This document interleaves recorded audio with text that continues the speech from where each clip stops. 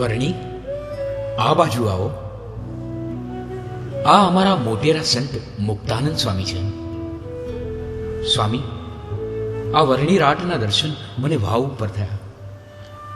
તેમની મોહક કાંતિએ મને આકર્ષ્યો. તેમનું નામ નીલકંઠ છે.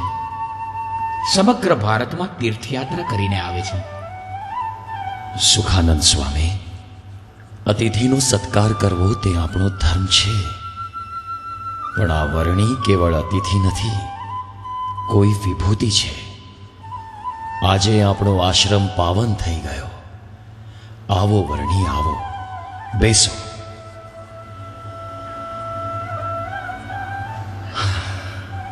અરે વર્ણી, આસન તો પાથરવા દેવું તું.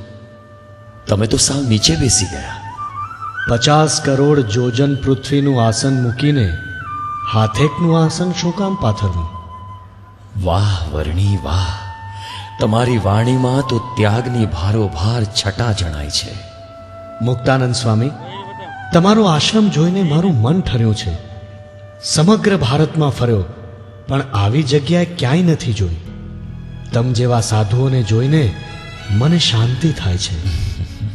મન ઠર્યું હોય અને શાંતિ થઈ હોય તો હવે અહીં જ રહો ને. અમે રહીશું, પણ પહેલા અમારા 5 પ્રશ્નોના જવાબ તમારે આપવા પડશે. કારણ કે હું જ્યાં જ્યાં ગયો ત્યાં આ 5 પ્રશ્નો પૂછાયા છે. ત્યાં આ 5 પ્રશ્નો પૂછ્યા છે. તમારા આધ્યાત્મ જ્ઞાનનો સિદ્ધાંત મારે જાણવો છે. પછી જો યોગ્ય લાગશે તો રહીશ. ભલે વર્ણી, તમે પ્રશ્ન પૂછો. અમે અમારા ગુરુ પાસેથી જે સમજ્યા છીએ તે પ્રમાણે ઉત્તર આપીશું. પ્રશ્નો કાંઈ ગહન નથી, પણ તત્વજ્ઞાનના પાયારૂપ સિદ્ધાંત સમજવા માટે અને સમજીને પોતાના મોક્ષ માટે તે મુજબ આચરણમાં મૂકી શકાય તેવા મારા પ્રશ્નો છે. માટે વિચારીને ઉત્તર આપજો. ભલે યોગીરાજ, મારી મતિ પ્રમાણે હું જરૂર ઉત્તર આપીશ. તો સ્વામી, જીવ શું છે? ઈશ્વર શું છે? માયા શું છે? બ્રહ્મ શું છે? અને પરબ્રહ્મનું સ્વરૂપ શું છે? એનો ઉત્તર આપો. આપ આટલી કિશોર વયમાં આવા પ્રશ્નો પૂછી શકો છો તે જ આપની મોટાઈ સૂચવે છે. મારા ઉત્તરથી આપને સંતોષ થશે તો હું મારું સદભાગ્ય સમજીશ. હે વર્ણી, જીવ અણુ સરખો સૂક્ષ્મ છે, નિત્ય છે, સ્થૂળ, સૂક્ષ્મ અને કારણ દેહયુક્ત છે. અચ્યુત, અવિનાશી, અછેદ્ય, અભેદ્ય, નિરંશ, ચિદ્રૂપ છે. જ્ઞાન સ્વરૂપ છે અને જ્ઞાનના આશ્રયરૂપ પણ છે. જીવ વિશેષ સત્તાથી હૃદયમાં રહ્યો છે અને સામાન્ય સત્તાથી સ્થૂળ દેહમાં નખથી શિખા પર્યંત વ્યાપીને રહ્યો છે. વાહ સ્વામી, તમે તો જીવનું સ્વરૂપ બરાબર કહ્યું. હરે હરે, હવે ઈશ્વરનું સ્વરૂપ કહો.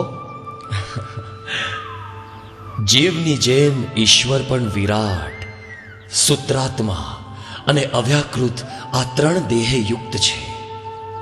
અને ઉત્પત્તિ, સ્થિતિ અને લય આ 3 તેની અવસ્થા છે. ઈશ્વરનો દેહ પંચભૂતોથી બંધાયેલો છે અને તે સર્વજ્ઞ છે. હરે હરે, બહુ સરસ. સ્વામી, તમે યથાર્થ ઉત્તર આપ્યો. હવે માયાનું સ્વરૂપ કહું છું. માયા પરમાત્માની શક્તિ છે, ત્રિગુણાત્મિકા છે. જીવોને દેહ અને દેહના સંબંધીને વિશે અહમ મમત્વની કરાવનારી છે. માયા પણ અનાદિ છે. પરમાત્મા પોતાની આ શક્તિને આધારે જગતની ઉત્પત્તિ, સ્થિતિ અને પ્રલય કરે છે. હરે હરે, વાહ સ્વામી વાહ. હવે બ્રહ્મનું સ્વરૂપ કહું છું. બ્રહ્મ સર્વત્ર વ્યાપક છે. તેના 2 સ્વરૂપ છે. એક સ્વરૂપે ભગવાનની અખંડ સેવામાં છે અને બીજા સ્વરૂપે સમગ્ર વ્યાપીને રહ્યું છે, અખંડ અને અવિનાશી છે. બ્રહ્મ પુરુષોત્તમનું શરીર છે અને પુરુષોત્તમ તેના શરીરી છે. વાહ, હવે છેલ્લે પરબ્રહ્મનું સ્વરૂપ કહો. હરે હરે હરે હરે. પરબ્રહ્મ પુરુષોત્તમ એ અક્ષરધામના અધિપતિ છે, જીવ માત્રના શરીરી છે, સર્વ કારણના પણ કારણ છે, સદા દિવ્ય સાકાર મૂર્તિ છે. પોતાના અક્ષરધામને વિશે સ્વરાટ થકા અનંત મુક્તોને આનંદ ઉપજાવતા થકા વિરાજમાન છે. અનંત ગુણે યુક્ત 6 ભગના સ્વામી, સ્વતંત્ર, સર્વ કર્મ ફળ પ્રદાતા, સર્વના અંતર્યામી, સર્વેશ્વર અને સદા નિર્લેપ છે. સર્વને ઉપાસના કરવા યોગ્ય તે એક જ છે.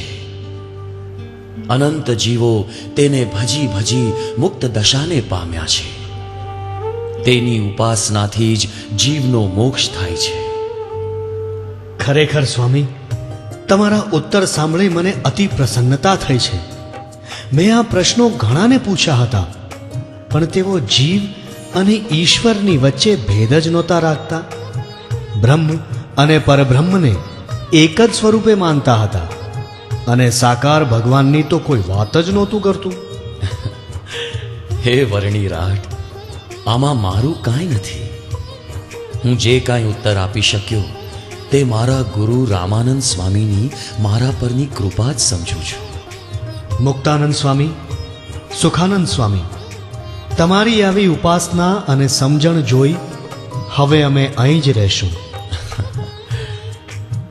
સુખાનંદ સ્વામી, વર્ણીને આપણો આશ્રમ દેખાડો. ત્યાં સુધી અમે ગામમાંથી ભિક્ષા માગી આવ્યા.